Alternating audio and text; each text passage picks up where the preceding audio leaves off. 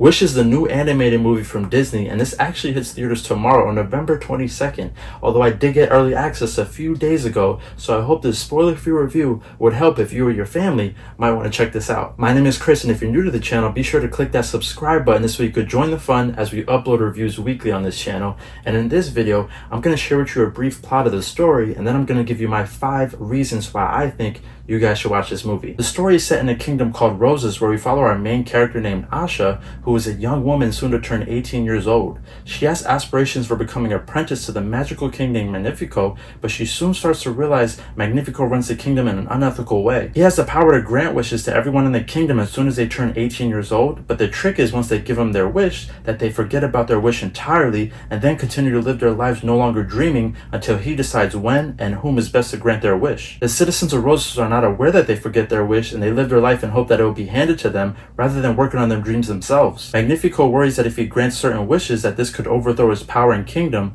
so he grants only those that could truly benefit the kingdom with less risk as possible. Once Asha finds out this harsh truth, it then leaves her devastated knowing not everyone's wish will come true. It also opens her eyes to how narcissistic and controlling the king is, which then leads her to an unexpected wish upon a star to help start a courageous change for her community. Now, these reasons I'm about to share with you are not ranked in any particular order, but the first reason I have to give to the cast, specifically the 2 main characters and actors, that being Ariana DeBose, who plays Asha, and Chris Pine, who plays the villain Magnifico. Now, they both surprised me because on one hand, you have Ariana DeBose, which I'll be honest, I'll be upfront with you guys right now. I am biased towards her because I am a huge fan from way back in the day when she was doing Broadway musicals. I'm talking about from A Bronx Tale to Hamilton, and she was even in the West Side Story movie. And with this actress, this singer, it's like everything she does, she can't strike out. In my opinion, this girl, it's always a hit, whatever she's in. She's absolutely great in this movie, from her empathetic and charismatic line deliveries to her angelic singing. I mean, she truly brings the character to life, which not many people can do. So with this character, I really do hope that it leaves a legacy for Disney in the future, a character and her performance, something we could look back on. And Chris Pine, I'm sure you've heard of Chris Pine before, we're all aware of Chris Pine.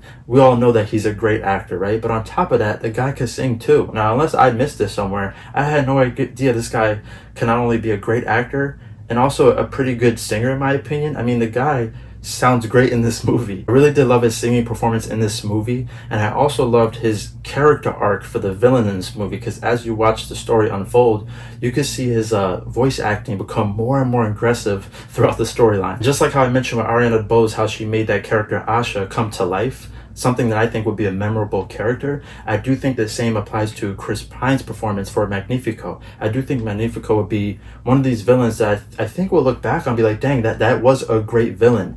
Unless it's my opinion, because I haven't seen a villain like this in a while, in a couple of years. Specifically in a Disney animated feature. I'm talking about animation now, the Disney movies. Now, my reason number 2 has to go towards the animation style that they decided to use for this movie. You know, the creative decision that they applied to this, because when you're watching this, even from the trailer, something looked kind of, I don't want to say off, but it looked kind of off, right? It wasn't like your typical 3D, but also wasn't your typical 2D. It was, excuse me, it was a combination of both, like 2D and 3D. And on top of that, in my opinion, I think it was also like the texture of the art style of the colors. Something about this movie, it caught my eye, caught my attention, but it wasn't like a distraction from the eye. Some of these new movies, such as Into the Spider-Verse or the new Ninja Turtles movies, they have this crayon style where it's all messy, it's all over the place. This, I felt like, was very appeasing to the eye and also very interesting because, like I said, it was like something from the past, but also the current or the future combined into one. And reason number 3 is a shocker. You guys are probably expecting this or not expecting this. I was expecting this. I'm not gonna lie to you guys. Going into this movie, in regards to the stories, characters, I was expecting Disney to hit us with some agenda stuff. You know, these last few years, these last couple of movies, it's like a hit or miss. And this movie, for their 100th anniversary, I was hoping that they wouldn't throw no agendas at us in regards to like our current real life situation, in regards to politics or cultural issues. But when you watch this movie, you realize, hold up, there's no like weird characters going, there's no like random stuff they're like forcing at you. It's really just a normal story. Put a tick in it, make her gay! Some reviewers will probably mainly point out the story is not like this amazing story that you've never seen before. The story is very straightforward. However, like, you know, there's no love story. There's no like forced projections coming at you as an audience. You know, it's pretty much there's a bad guy, and how can we come together as a community to fight this, to fight for our dreams. Now, reason number 4 did shock me. Now, this was unexpected going into this movie because although it is their 100th anniversary as a company, this movie, I guess, is a representation of that. So as you watch this movie, they flooded the entire movie with so many Disney Easter eggs from classic animated movies that we all grew up with to recent movies. It was really fun watching throughout the entire movie and pointing out which character names sounded familiar and also obviously looked familiar. I'm not going to spoil anything here, but the one scene that was so obvious to me with the Easter eggs had to be the scene like in the middle of the movie when Asha starts singing with the animals in the forest. And you know, with Disney animals, the cartoons, there are so many iconic characters in cinema history that Disney created. And I felt like it was such a joy to just sit back and watch these characters pop up out of nowhere that we all have some type of relationship with. And it wasn't even for the sake of nostalgia. I feel like it was almost more so like a respect factor for like their history, their brand. And even as you're watching the credits scroll, you could see that they put all the Disney characters from all their movies, the cartoons, displayed throughout the credits. But make sure you also stay at the very end of the credits because there is like a quick 30-second, 1-minute scene. And although it's very simple, it's nothing crazy, I just feel like that scene was so significant towards Disney as a company. So if you still have love for Disney, maybe stick around towards the end of the credits and give that end credit scene a watch. And now the last reason to watch, the 5th reason, is the musical score and just songs throughout the entire movie. Now, I was going to share with you guys like my top ranking of favorite songs, but honestly, I love all the songs in this movie because I feel like every song is so different from the next, and it's all there. Each song is very impactful to the story at that time being told. I mean, it's been a while, but I feel like this movie takes me back to like 2016, 2017. I'm talking like Moana and Coco. Those were like the 2 last Disney animated movies that I personally feel like I remember that I fell in love with the movie, the characters, and the songs. This movie brings back those feelings. I'm telling you guys, comment down below after you watch this movie if you can agree with me or if there's a movie that came out recently that has those same vibes. But this movie, I'm telling you, although I loved all the songs, don't get me wrong, I guess the only minor negative I could say about this film is that it's like a slight pacing issue. A pacing issue at the beginning, like maybe the first half hour feels a little slow, maybe a little dragged, although they do throw 2 songs at you right up front. So for me as a viewer, I know Disney loves their songs, right? But for me, it's like, okay, hold up. You hit me with these songs. You're singing at me right away. Can we get to know each other first, right? Like, buy me a drink or something, or I'll buy the sushi. Like, we need to get to know each other before you start singing at me like this. I like the songs. I want to get jiggy with it, but I just can't right now because I feel like I got to get to know you more. I got to get to know the characters more. That might be the only very, very minor negative, is that they kind of hit you with like this fun party song, and then they hit you with this like very kind of like emotional song. It's like, hold up, I still need to get into the characters. So in my opinion, I feel like it really kicks up when Asha sings the main theme song, This Wish, that's played in the trailers. Once she sings that song, everything after that is just like uphill.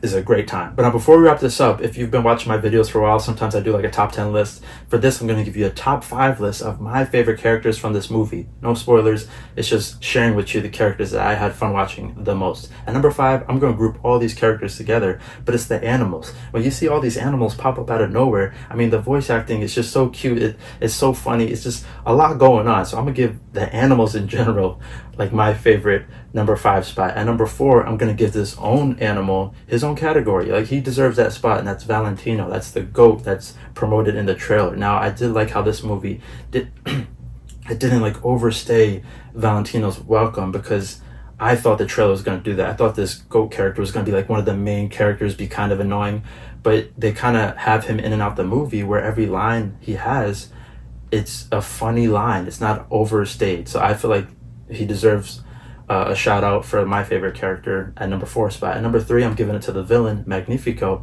because like I said before, I think it was a great villain. How you kind of see he had, there was good in him, but then over time he changes, and you watch throughout the movie why he changes, and you do wonder if it's for good intentions or bad intentions, selfish intentions.